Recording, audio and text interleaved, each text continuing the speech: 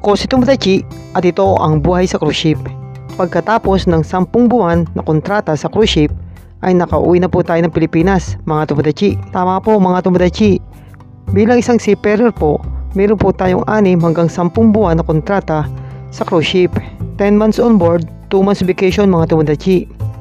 Bago ka bumaba ng cruise ship ay alam mo na kung kailan ang iyong return date o kung kailan ang iyong balik sa barko. Ito ay base lamang sa aking karanasan mga Tomodachi. Kahit na nga nakabakasyon tayo, ay nais pa rin nating ipagpatuloy ang ating layunin na makatulong at makapagbigay ng inspirasyon sa ating mga aspiring seafarer.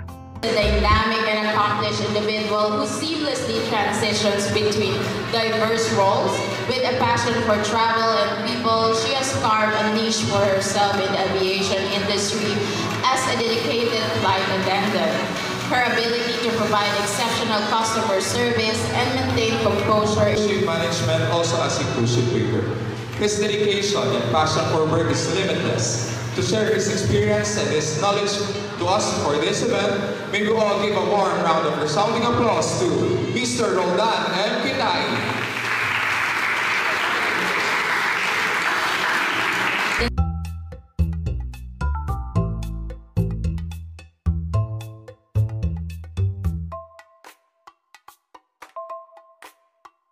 Andito po si Joseph Ryan Rivera, isa po sa mga kaibigan natin na nag-aaral po dito sa university. Kaya sobrang nakatuwa po mga Tomodachi kasi alam niyo po, hindi lang po minsan kami nagkita dito ng batang ito. Kaya sobrang nakaka-proud kasi nag-working student din po siya mga Tomodachi. Nagtatrabaho po siya sa araw at the same time nag-aaral po siya dito. Kaya saludo po sa mga batang katulad po ni Ryan. Sasagutin lang po natin mga Tomodachi. Meron po tayong isang Tomodachi na din po sa buhay sa cruise ship. Bale, andito po yung si Tomodachi po natin. Sana makatulong po yung mga sagutan na ibibigay niya.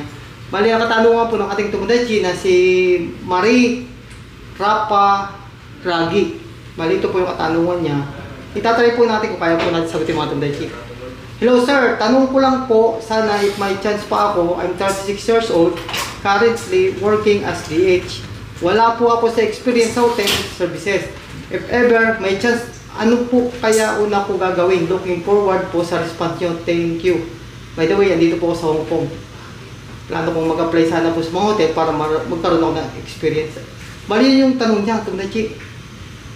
May chance pa daw ba siya na makapagtrabaho sa cruise ship? 36 years old siya. Then at the same time, nagtatrabaho siya sa Hong Kong. Ano yung magandang advice mo na may bibigay niya dito? I'm JM Nartates from La Union.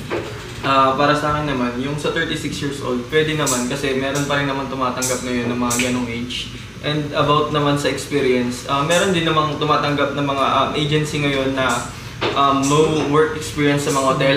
Gaya ko, graduate ako ng hospitality industry pero wala rin akong experience sa hotel.